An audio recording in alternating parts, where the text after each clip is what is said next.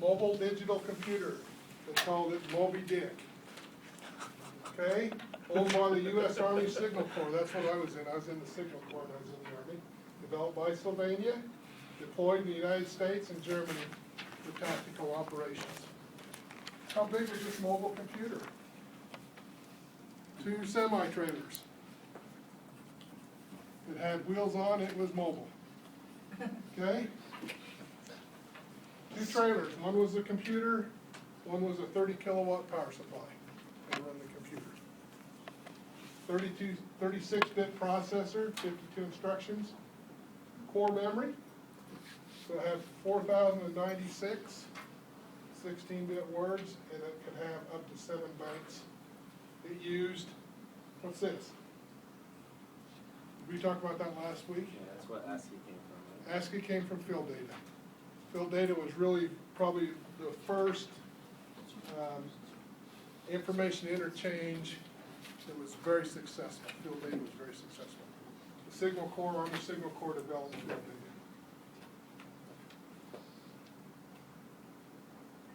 Supported 63 I/O devices, tape, punch, printers. Then there was one connection for communication. So this is the first network between another Moby Dick. So 2 Moby Dicks could talk to each other. There's the computer trailer. And the other one that went with it was the power supply. So here's the console. Here's the arithmetic logic unit. Pretty big, huh? Add and subtract.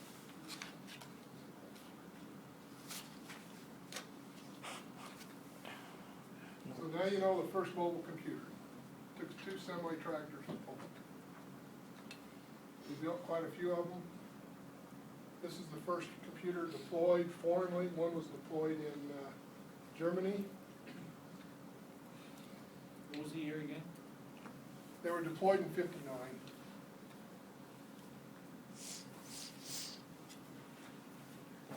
What was the purpose? Military? The purpose of this was for logistics, communication, passing messages and stuff like that. It did do other computing. How much was the price? It was, I believe it was 1.9 million. That's a lot of money. I believe. Yeah, in '56 is when the government paid for it. That delivered in '59. But it had mobility. So that was the first mobility for the battlefield, and so never got used in battle during that time, the early '60s. At that time, we were fighting a covert battle.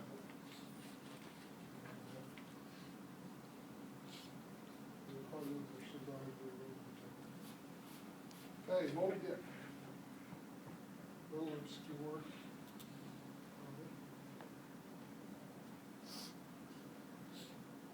Okay, today I told you we were going to talk a little bit about history.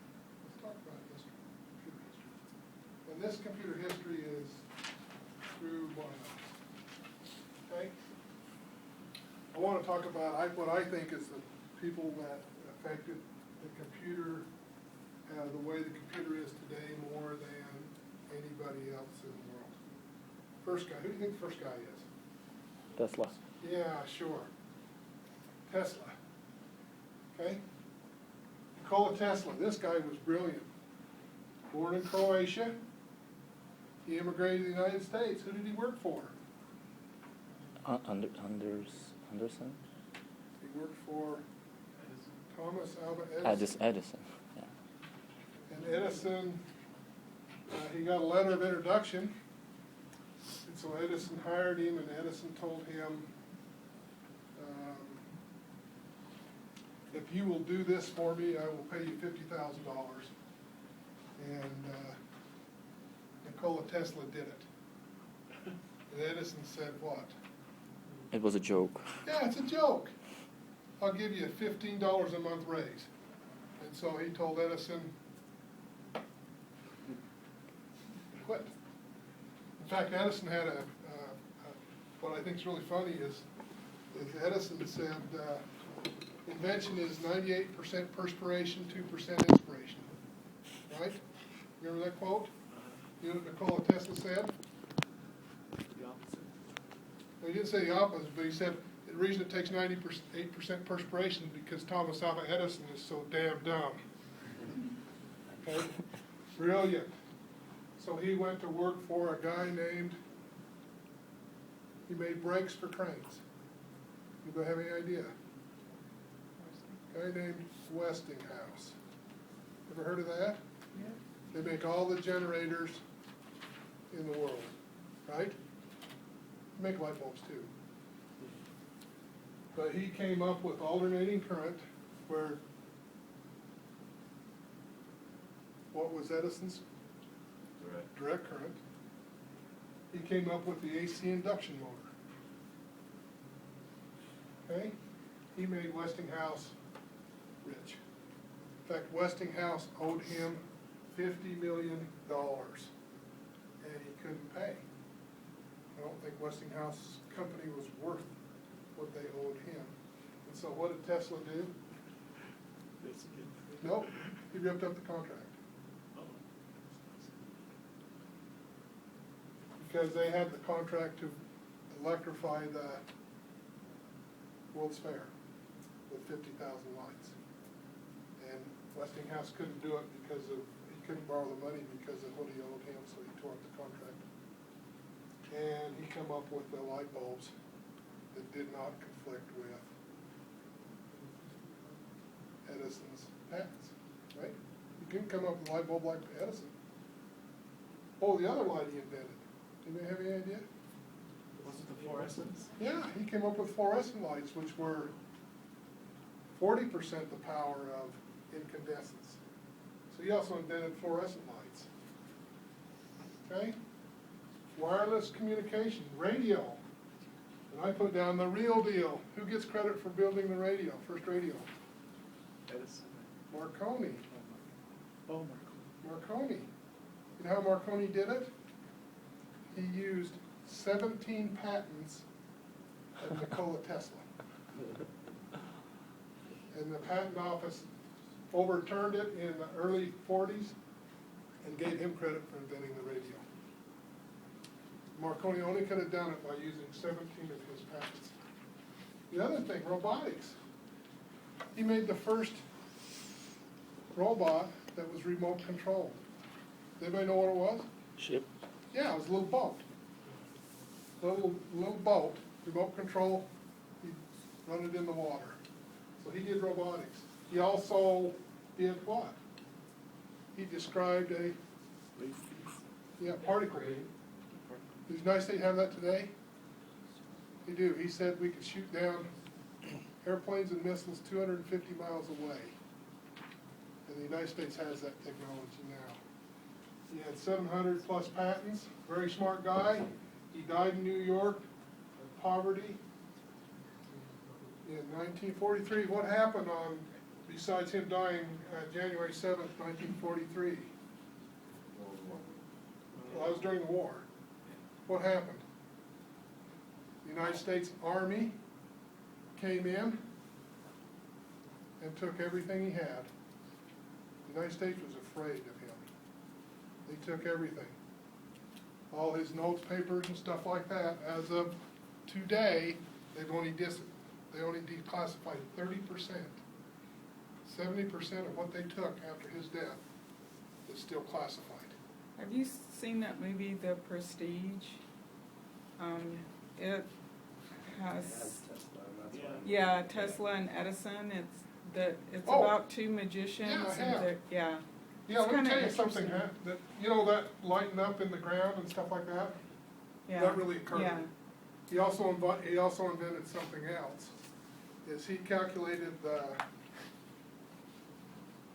resonance of a building. Did you ever hear about that? Well, it's like an Yeah. earthquake machine, isn't it? Yeah, he put it on a building. They cracked that on Mythbusters though. Yeah. My brother wasn't He went to jail. I believe everything in the. That's documented. He went to jail for that. He spent time in prison. for shaking that building. Don't believe everything Mythbusters. Yeah, that truly happened. That's well documented. His arrest record is public record of what he did. He ended up having to break it, he couldn't turn it off, so he took an axe to it. But then they handcuffed him. It was only like this big. Okay? Like to put awesome. Brilliant guy. Nikola Tesla. He brought a lot. So he died the day that they came and took his stuff? The day he died, they came in and took it all. As soon as he died, they found out. Yeah, they found out Oh. he died then. No, they didn't take it, then he died. Okay, That's so illegal. he died and then they took it? Yeah. Okay. Yeah, he died, and as soon as the word got out, they went, because they had guys watching him all the time, they came right in and took everything. Well, he lived a long time. Really quirky guy, never married. Brilliant, scary though, and he liked it. He had an extreme case of OCD too, then. He had something, he had, when he ate dinner, he'd only eat so many peas. It had to be a certain, had to be in sevens or something like that. Yeah, he was pretty, most guys that are brilliant are pretty weird, Yeah. okay? And he's no exception, he's pretty Sounds eccentric. like autism or something. Now, this guy, you guys, anybody ever heard of Edwin H. Armstrong? Most people haven't. Another guy, born in New York, he invented regeneration. That's what he called it. Now it's called amplification. Before him, radios could only be heard with what? Earphones and a crystal set. So he built amplifiers. And then, but what his two crowning achievements is he built what's called super heterodyne receiver. That's where you beat two frequencies together. It makes it very selective. All radios today, without exception, except for little crystal sets, are super heterodyne receivers. The other thing he invented in '33 was frequency modulation. He was tasked to invent something because amplitude modulation, you can hear what? Motors, lights turn on, lightning in the distance, the crackle. So he came up with frequency modulation. Brilliant. We use these today. Amplification, everything. Super heterodyne receiver, any radio that receives anything is a super heterodyne receiver. Most radio communication now is frequency modulated. Okay. Brilliant again. Why did he commit suicide? Oh, he died impoverished. Way back then, there was a very powerful company in the world called Radio Corporation of America. Everybody heard of it? Yeah. RCA. President was David Sarnoff, and he screwed about everybody he could. David Sarnoff, if RCA couldn't have it, nobody could have it. He come up with frequency modulation. David Sarnoff wanted it, and he told David Sarnoff. And so David Sarnoff, very wealthy company, RCA, probably the biggest electronics company in the world. If we can't have it, nobody can have it. So they just tied people up in court. They did it over and over and over and over again. And so he lost all this money in court battles. Interesting enough, him and another guy, after his death, the court decisions were actually reversed. They gave him all credit and everything for his patents and stuff like that. So his ancestors at least got the money for it. He didn't. That's why he committed suicide. Most guys do what they do. I don't know why. Well, I do know why, but very interesting why. Okay, the next person, Alan Turing. Does everybody know Alan Turing? Turing machine? This is just a representation of Alan Turing. Oh, it doesn't look like that. Also, it doesn't look like that. It doesn't No. have ones and zeros coming out of his head. Yeah, there's Alan Turing right there. Born in London, he wrote a paper called the Turing Machine, Computability, Universal Machine. He worked on the Bombay project. This was the computer called Colossus that decoded the Enigma decryption that Nazi Germany used. He did computer software design. Again, he died, he killed himself by suicide in 1954. He had an alternative lifestyle that was not conducive in the 40s and 50s. He was a homosexual. So he couldn't live with that anymore, so he committed suicide because of that. Brilliant person. Again. Man, computer science is hard on people. It is. Here's a quote from John. We can't have computers without John von Neumann. Okay? Everybody wants a piece of this guy. Okay? Everybody does. Born in Budapest. He worked on the Manhattan Project. In particular, he worked on a bomb called Fat Man. Anybody know what the Fat Man bomb was? H-bomb. No? Atomic It was a atomic bomb. H-bomb was a thermonuclear. But this is the plutonium one. There was a uranium one called Little Boy, and the plutonium one called Fat Man. This is the one that they dropped on Is it the second? Nagasaki. That wasn't, I Was it- thought that was Einstein. No, he came up with the board. Oh, What Einstein did is Einstein wrote a letter to President Roosevelt to encourage him that he ought to do that. That's where his part was. Okay? You guys know about von Neumann architecture. He coined the term MAD. You guys ever heard that? Maybe this might be a little young, but mutual assured destruction. That was our policy from the 50s until the 90s. Mutual assured destruction. He coined that phrase, That MAD. if someone shoots a bunch of nuclear warheads in one country, the other country can shoot back, it would be mutual destruction, so none of them did anything. Nobody dared do it because even if you did first strike, we'd have hardened silos, so we'd all be dead and we'd still kill you guys anyway. Yeah, that was our philosophy. Mathematician, as I say, everybody wants a piece of him, so he got a stamp with mathematician.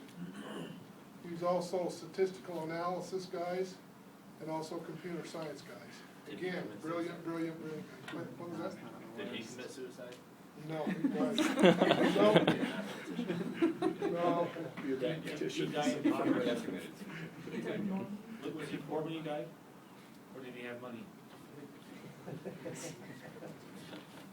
Maybe we should change the Everyone years. dies. Von Neumann, he was. They didn't prove it.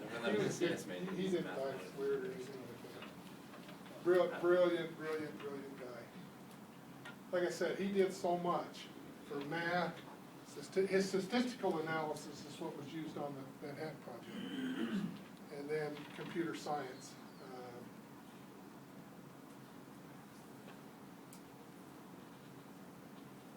Okay, I grouped these two together, George H. Mealy and Edward F. Moore. These guys are my heroes. They make state machines. Mealy, this is called the Mealy machine, and this is what I'm going to teach you how to build in this class. A sequential machine in which the output depends on both the current state and the machine and the input. So in other words, it has to create two functions. And then E.F. Moore is a Moore machine. He wrote Finite Automa, a sequence machine in which the output depends uniquely on the current state of the machine and not on the input. And this is the Moore machine. This is a simpler machine. What I do is I design for a Moore machine and then I implement immediately, because this is a little more flexible. But they wrote papers in 55 and 56. This is the basis that's used for the von Neumann architecture. Underneath the von Neumann architecture are these machines right here. So von Neumann architecture could not be implemented without these machines. Or get closer, 55, 56. Okay, who's this guy? Anybody know? Any guy recognize this? Who said that? Farnsworth. Farnsworth, Philo T. Farnsworth. Which one did you recognize? Both. Both? You recognize this from what? Future authors. Who? And this from? That's a show. First TV. Anybody ever watched Warehouse 13? Never heard of that. They made a little communication device, and this is called the Farnsworth, that you could be anywhere in the world and you could see somebody and talk to them.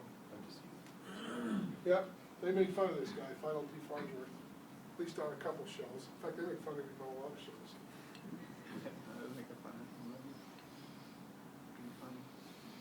There he is, Philo T. Farnsworth, born in Beaver, Utah. Local boy. Okay? He made what is called an image dissector. Image dissector. And what that is that's the tube, that's the camera tube that can look out at an image and dissect it into raster lines.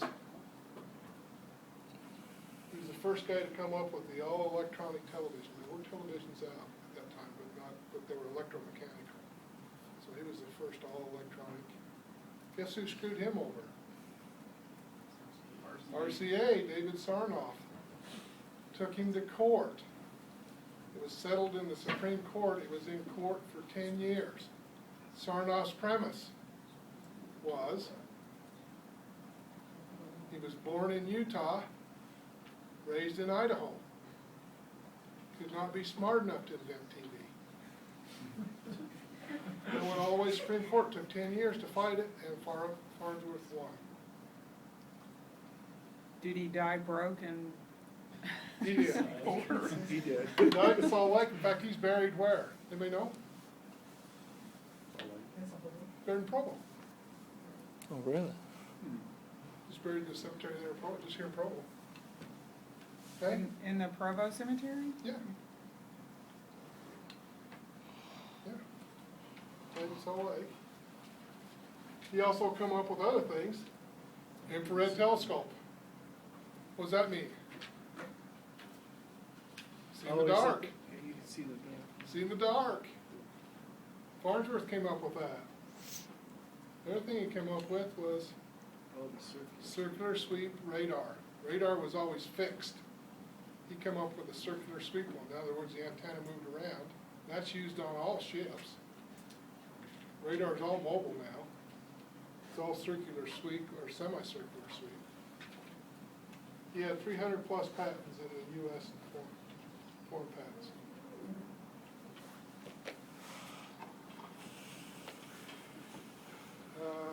In Utah, in the capital, each state gets 2 statues put up to represent the state of Utah. One of them is Philo T. Farnsworth. Who else affected Utah? Probably more than anybody else. Brigham Young. So he stands with Brigham Young. You go down to Beaver, there's the same statue of Beaver. Go down to the museum and he's standing, he's 10 feet tall, bronze. Tall, skinny guy.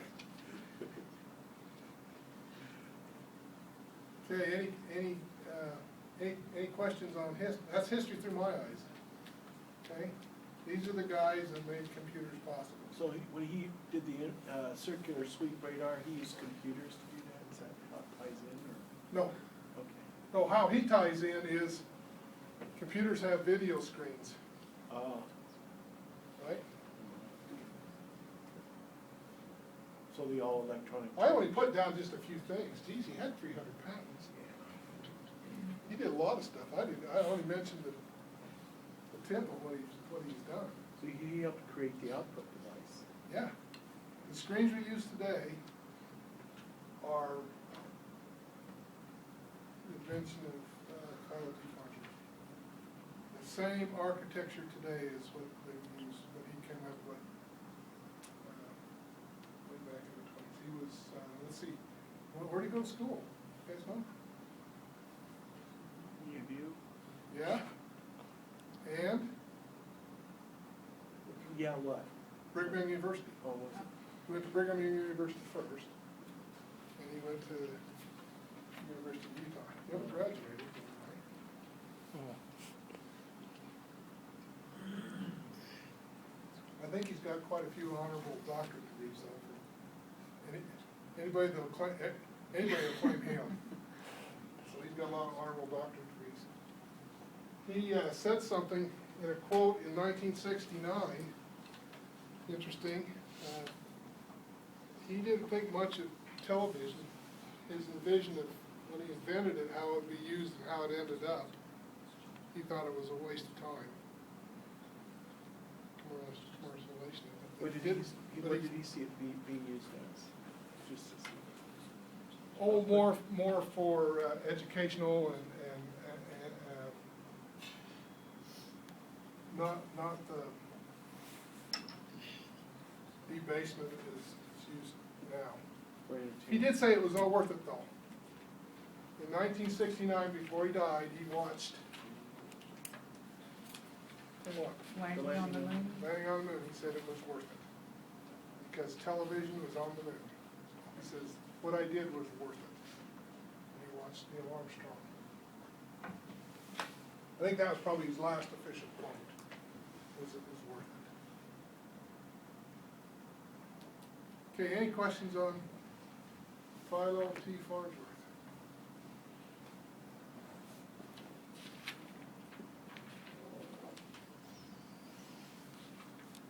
Okay, so be prepared Monday for chapter 5, right? Yeah, question? What are some tips in surviving in this class? Yeah.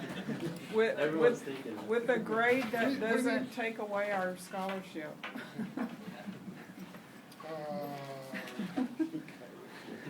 The biggest thing you can probably do is, if you have a reading assignment, read it. So Monday, you really gotta come Monday with chapter 5 read. Now, whether you might not understand all of it or not, and that's okay, but what you can do is what? You can ask a question, at least you know what to ask. Man, what about this? I think the biggest thing is reading the material